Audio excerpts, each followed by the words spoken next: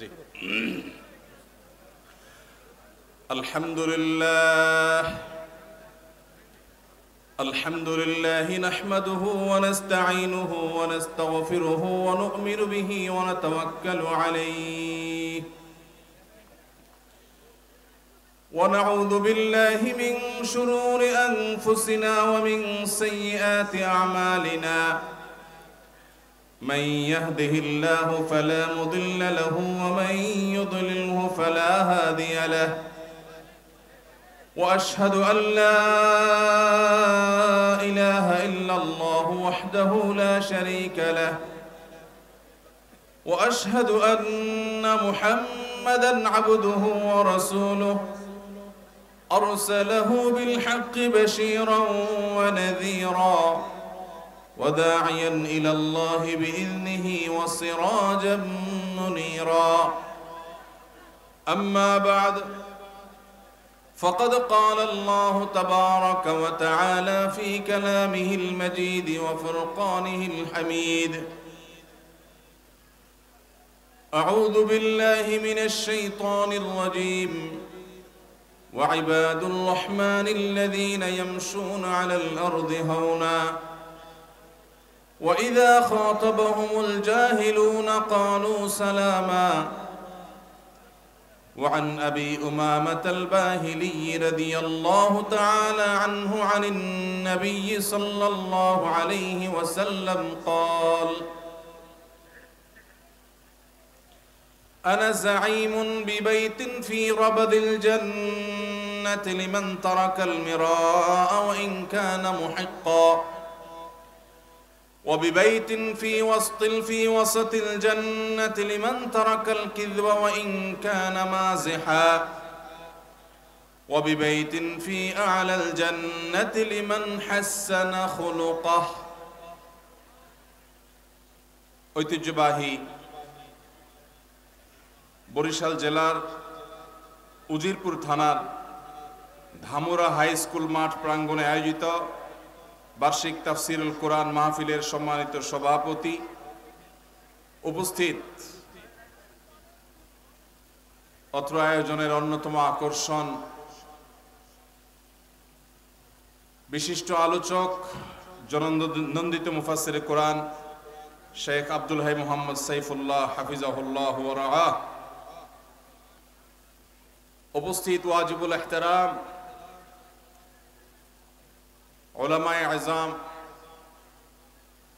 এবং অত্র এলাকার মান্যগণ্য মুরব্বিয়ানে কেরাম, দূরদূরান্ত থেকে আগত আমার প্রাণ প্রিয় কোরআন এবং হাদিস প্রেমী ভাইয়েরা, পর্দার আড়াল থেকে যারা শুনছেন সে সকল মা ও বোনেরা, আল্লাহ রাব্বুল আলামিন আমাদেরকে কোরআনের এই মজলিসে একত্রিত হওয়ার, সমবেত হওয়ার, মূল্যবান সময় ব্যয় করবার তৌফিক দিয়েছেন। এই জন্য আরশের মালিককে আমরা শুকরিয়া জানাই, আলহামদুলিল্লাহ। ভাইরা আমার, সরসিনা অত্র অঞ্চলের শুধু নয়, সারা বাংলাদেশের শত সহস্র আলেম তৈরি হওয়ার যে কারখানা, সেটা এখান থেকে খুবই নিকটে। সেই সন্ধ্যার পর থেকে এখনো পর্যন্ত অত্র এলাকার যে সমস্ত ওলামাদের সাথে দেখা হয়েছে, সাক্ষাৎ হয়েছে, তারা সবাই এই সরসিনা নেসারাবাদের সন্তান, সেখানকার ফসল। এবং এত বড় ইলমি মার্কাজের আশেপাশের মানুষ হিসেবে আপনারাও নিশ্চয়ই অনেক বেশি সৌভাগ্যবান। আল্লাহ রাব্বুল আলামিন এই বরিশালের মাটিকে শুধু দেশের জন্য নয়, গোটা দুনিয়ার জন্য হেদায়েতের মার্কাজ হিসাবে কবুল এবং মঞ্জুর করুন। ভাইরা আমার, এছাড়াও আরো অনেক দ্বীনি মার্কাজ এখানে যেমন আছে, গোটা দেশে ছড়িয়ে ছিটিয়ে আছে। আল্লাহ রাব্বুল আলামিন আমাদের সবার সমস্ত ভুল ত্রুটিগুলো মার্জনা করে আমাদের দ্বীনি খেদমতকে কবুল এবং মঞ্জুর করুন। প্রিয় ভাইরা আমার, আজকের এই মাহফিলটি আমাদের কাছে বিশেষ কারণে গুরুত্বপূর্ণ। সেটি হলো, যেই মাঠে আমরা আজকে সমবেত হয়েছি, কথা বলছি, এই মাঠটি হলো আমাদের সেই প্রাণপ্রিয় উস্তাজে মুহতারাম, ক্ষণজন্মা দাঈ আল্লাহ, বাংলাদেশের মানুষকে উম্মার ঐক্য প্রয়াসের নতুন ভাবনা চিন্তা যিনি উপহার দিয়ে গেছেন, সেই ডক্টর খন্দকার আব্দুল্লাহ জাহাঙ্গীর রাহিমাহুল্লাহ দুইবার এই মাঠে এসেছিলেন। এবং আজকের এই মাহফিলে যার টানে আসা, যার আহ্বানে আসা, তিনি হলেন ডক্টর জনাব হাবিবুল্লাহ খন্দকার, ডক্টর আব্দুল্লাহ জাহাঙ্গীর রাহিমাহুল্লাহর বড় মেয়ের জামাতা, সাইফুল্লাহ ভাইয়ের প্রতিবেশী, একই এলাকায় বসবাস করেন দীর্ঘদিন। আমার দেখা, শুধু আমার নয়, সাইফুল্লাহ ভাই সহ বহু আলেমের সাক্ষ্য আছে। আল্লাহর বান্দা আমাদের দেখা সবচেয়ে আখলাকি মানুষগুলোর মধ্য থেকে একটা, যাদের আখলাক দেখে ঈর্ষা হয়, ইস যদি তার মতো আখলাকটা আল্লাহ আমাকে দিতেন, আমি যদি এরকম আখলাকি হইতে পারতাম। হাবিবুল্লাহ খন্দকার ভাই সেরকম একজন মানুষ, বিনয়ী মানুষ। আল্লাহ রাব্বুল আলামিন আমার ভাইয়ের বিনয়কে আরো বাড়িয়ে দিন এবং তার এই উত্তম গুণ, ভালো গুণ আমাদের সবাইকে অর্জন করার তৌফিক দান করুন।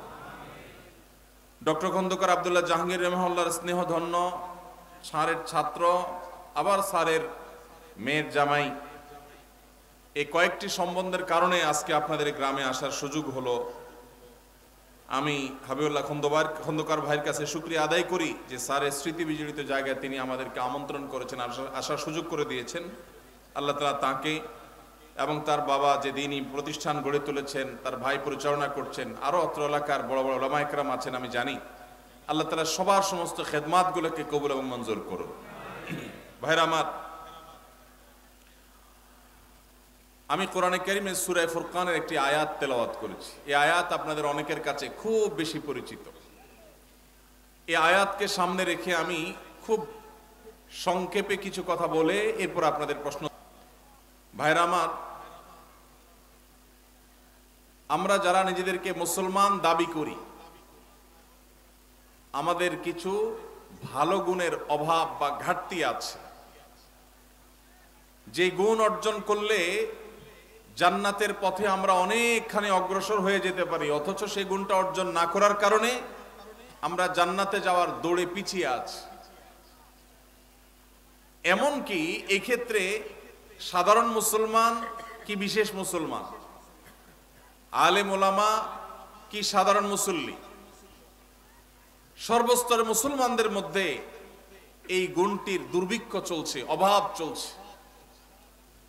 আল্লাহ রাব্বুল আলামিন কোরআনে কারীমে বারবার বিভিন্ন জায়গায় এই গুণটির গুরুত্ব আমাদেরকে বর্ণনা করেছেন। নবী করিম সাল্লাল্লাহু আলাইহি সাল্লামের হাদিসের ভান্ডার খুললে আপনি দেখবেন যে তিনি বারবার আমাদেরকে সতর্ক করেছেন। আর সেই গুণটি হলো, একজন মুসলমান সব সময় বিনয়ী হবেন, শান্তিপ্রিয় হবেন, শান্তশিষ্ট হবেন, ভদ্র হবেন, মার্জিত হবেন, ঝগড়া ফাসাদ করবেন না, গন্ডগোল মারামারি এবং বিতর্ক বৎসা এগুলোকে পছন্দ করবেন না। এটা একজন ভালো মুমিনের গুণ। আমি যে আয়াত তেলাওয়াত করেছি সেই আয়াতে আল্লাহ বলেছেন, ওয়া ইবাদুর রহমানিল্লাযীনা ইয়ামশুনা আলাল আরদি হাওনা। রহমানের বান্দা যারা, তাদের যে বৈশিষ্ট্যগুলো আছে তার এক নম্বরের বৈশিষ্ট্য হলো তারা যখন রাস্তা দিয়ে চলাফেরা করে তখন খুব বিনয়ের সাথে চলাফেরা করে, খুব বিনম্রতার সাথে হাঁটে। অহমিকা, অহংকার, দম্ভ এগুলো তাদের চলাফেরার দ্বারা প্রকাশিত হয় না। ওয়া ইযা খাতাবাহুমুল জাহিলুনা ক্বালু সালামা। মূর্খ, অশিক্ষিত, ঝগড়াটে এবং খারাপ কিসিমের মানুষ যদি তাদের সাথে এসে বিতর্ক বাধায় দেয়, ঝগড়া লাগায় দেয়, তাদেরকে খোঁচায় দেয়, তারা তখন সালাম বলে, অর্থাৎ এড়ায় যায়, সেই ঝগড়ায় তারা মেতে উঠে না। আজ আমাদের দেশে দেখবেন, অনলাইনে কি অফলাইনে, চতুর্দিকে দেখবেন ঝগড়া ফাসাদ, গন্ডগোল, মারামারি, হানাহানি, কাটাকাটি, বিতর্ক বর্ষা, এগুলো আমাদের নিত্য নৈমিত্তিক ব্যাপার। লম্বা দাড়ি আছে তিনিও ঝগড়া করেন, যার দাড়ি নাই তিনিও ঝগড়া করেন। যিনি সাধারণ মানুষ মুসলমান তিনিও ঝগড়া করেন, এমনকি যিনি হুজুর তিনিও ঝগড়া করেন। নবী করিম সাল্লাল্লাহু আলাইহি সাল্লাম বলেছেন, ইন্না আবগাদার রিজালি ইনদাল্লাহি আল আলাদুল খাসিম, আল্লাহর কাছে সবচেয়ে অপ্রিয়, সবচেয়ে অপছন্দের মানুষ হলেন সে মানুষ যে মানুষ ঝগড়াটে স্বভাবের, কথায় কথায় ঝগড়া, কথায় কথায় গন্ডগোল, কথায় কথায় বিতর্ক বর্ষা, কারোর সাথে বলে না, যেখানে যায় একটা ভেজাল লাগায় দেয়। এই টাইপের লোক আমাদের সমাজে আছে না নাই? ভাইরা আমার, আমরা অনেকে 5 ওয়াক্ত নামাজ আদায় করি, আল্লাহর মেহেরবানি ওয়াজ মাহফিলে যেতেও কার্পণ্য করি না। আল্লাহর তৌফিক হয়েছে মুখে নবীজির নির্দেশ সুন্নাহ, এটা দ্বারাও আমরা নিজেদেরকে সুশোভিত করতে পেরেছি। সুন্নতি লিবাস দিয়ে নিজেদেরকে সাজিয়েছি। মাশাআল্লাহ, ইসলামের অনেক ভালো ভালো গুণ আছে, কিন্তু বাসায় বউয়ের সাথে ঝগড়া, দোকানে কর্মচারীর সাথে ঝগড়া, দোকানে কাস্টমারের সাথে ঝগড়া, কিনতে গেলে দোকানদারের সাথে ঝগড়া, রিক্সা উঠতে গেলে রিক্সাওয়ালার সাথে ঝগড়া, ভ্যানে চলতে গেলে ভ্যানওয়ালার সাথে ঝগড়া, কাউকে কাজের লোক নিলে তার সাথে ঝগড়া, কারোর অধীনে কাজ করতে গেলে তার সাথে ঝগড়া। যেখানে যায় ঝগড়া, বিবাদ, বর্ষা, বিতর্ক, এগুলো যেন আমাদের আষ্টে পৃষ্ঠে আজ লেগে আছে। ভাইরা আমার, নবী করিম সাল্লাল্লাহু আলাইহি সাল্লামের একটি হাদিস আছে, স্বর্ণের অক্ষরে এটাকে লিখে রাখবার মতো। তিনি বলেছেন, আলা উখবিরুকুম বিআহলিল জান্নাহ, ওহে লোক সকল, তোমাদেরকে কি আমি বলে দিব না জান্নাতি মানুষ কারা? আপনারা জানতে চান জান্নাতি কারা? জানতে চান ভাই? আল্লাহু আকবার। আল্লাহ আমাদের সবাইকে জান্নাতি হওয়ার তৌফিক দান করুন। নবীজি বলেছেন, আলা উখবিরুকুম বিআহলিল জান্নাহ, তোমাদেরকে কি আমি জান্নাতি মানুষদের কথা বলে দিব না? কারা জান্নাতি হবেন, তাদের মার্কা কি হবে, আলামত কি হবে? ভাইরা আমার, নবীজি সাল্লাল্লাহু আলাইহি সাল্লাম বলেছেন, দেখুন জান্নাতি মানুষের মার্কা কি, আলামত কি। জান্নাতি মানুষের মার্কা বা আলামত তার লেবাস বা পোশাকে যতটা প্রকাশিত হয়, তার চেয়ে বেশি তার আচরণে প্রকাশিত হয়। নবীজি বলেছেন, কুল্লু দাঈফিন মুতাদাঈফ, প্রত্যেক ওই ব্যক্তি যে বিনয়ী হয়ে থাকে, নিরীহ টাইপের মানুষ, কেউ ধাক্কা দিলেও পারতপক্ষে পাল্টা ধাক্কা দিতে চায় না, এড়ায় চলে আসে। কেউ তাকে চরম অপমান করছে, সে চাইলে প্রতিশোধ নিতে পারে, কিন্তু মাথাটাকে নিচু করে সে জায়গা থেকে সরে যায়। এরকম লোক, কিছু লোক আছে না নাই? আমাদের সমাজ তাদেরকে বোকাশোকা মনে করে, আমাদের সমাজ তাদেরকে দুর্বল মনে করে, আমাদের সমাজ তাকে নিরীহ এবং অসহায় মনে করে, বেকুব বা নির্বোধ মনে করতে পারে সমাজ। কিন্তু আল্লাহর নবী বলছেন, এই মানুষগুলো, তাদের যদি ঈমান, বেসিক যে বিষয়গুলো আছে, ফরজ বিধানগুলো আছে, সেগুলো যদি তারা ঠিকঠাক মতো পালন করে থাকে, তাহলে এই লোকগুলো জান্নাতি হওয়ার সম্ভাবনা অনেক জোরালো। ভাইরা আমার, বিনয়ী বা নিরীহ মানুষ আমাদের সমাজে পরিমাণে কম না বেশি? কম। আর এর বিপরীতে একই হাদিসে নবীজি বলেছেন, আলা উখবিরুকুম বিআহলিন নার, তোমাদের কি আমি বলে দিব না যে জাহান্নামী কারা হবে, কারা জাহান্নামে যাবে, তাদের মার্কা কি বলে দিব? নবীজি সাল্লাল্লাহু আলাইহি সাল্লামকে যখন বলা হলো, হ্যাঁ আল্লাহর রাসূল অবশ্যই বলুন, তখন তিনি বলেছেন, কুল্লু উতুল্লিন জাওয়াজিন মুস্তাকবির, গোয়ার কিসিমের মানুষ, ঘাড় মোটা, তেড়া, রূঢ় স্বভাবের, শক্ত প্রকৃতির, দিলের ভিতরে কোনো নরম নাই, কোমলতা নাই, কোনো প্রকার বিনম্রতা নাই, মমতা নাই, যেটাকে বলা হয় শক্ত হৃদয়ের, শক্ত মনের মানুষ আছে না নাই? অহংকারী, তার ভিতরে কোনো বিনয় নাই, সব সময় তেড়া তেড়া কথা বলে, সব সময় গোড়ার মতো গায়ের জোর দেখায়, আছে না নাই? আমাদের দেশে কখনো রাজনৈতিক পাওয়ারে, কখনো টাকার জোরে, কখনো ক্ষমতার জোরে, কখনো বাপ চাচার দাপটে, মামু খালুর দাপটে মানুষ অহংকারী হয়, হয় কি হয় না? আবার অনেক সময় কোনো কারণ ছাড়াও মানুষ অহংকারী হয়। নবীজি সাল্লাল্লাহু আলাইহি সাল্লাম বলেছেন, আল্লাহর সবচেয়ে ঘৃণিত মানুষ হলো যে অহংকার করার মতো কিছু নাই, অথচ তারপরও সেও অহংকার করে।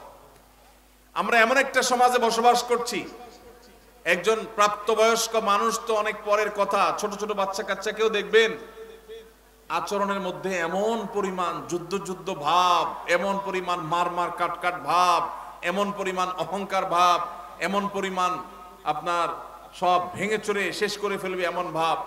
ঘরে ঘরে দেখবেন বাচ্চাদের মধ্যে টেন্ডেন্সি আসছে না আসে নাই? আমরা আমাদের শৈশবে দেখেছি ছোট ছোট পিচ্চি পোলাপান একেবারে চুপচাপ থাকে, আর এখন দেখবেন যে 2, 3, 4 বছর পোলাপান পর্যন্ত দেখবেন যে চুন থেকে নুন খসলেই ভাঙচুর শুরু, রিয়াক্ট শুরু, ঠিক না বেঠিক? বাপমা পর্যন্ত তাদের সেই দুঃস্বভাবকে রোগ মনে করে না, তারা আবার অহংকার করে, অনেক রাগী, অনেক রাগী। যেভাবে বলে তাতে মনে হয় যে বাপমা এটাতে অনেক গর্বিত, মানে তার মধ্যে ব্যাটাগিরি অনেক বেশি। আসলে যে বাচ্চা মোটামুটি রুগী হয়ে রয়েছে নানা কারণে, সেটা বোঝার মতো ক্ষমতা মা বাপের। ভাইরা আমার, নবী করিম সাল্লাল্লাহু আলাইহি সাল্লামের একটি হাদিস আপনাদেরকে শোনাতে চাই, আবু দাউদে বর্ণিত হয়েছে। নবীজি সাল্লাল্লাহু আলাইহি সাল্লামের সম্পর্কে বলেছেন, আনা যাইমুন বিবাইতিন ফি রাবাদিল জান্নাতি লিমান তারাকাল মিরা ওয়া ইন কানা মুহিক্কা। যে ব্যক্তি কোথাও ঝগড়া এড়ায় চলবে। কি এড়ায় চলবে ভাই? ঝগড়া।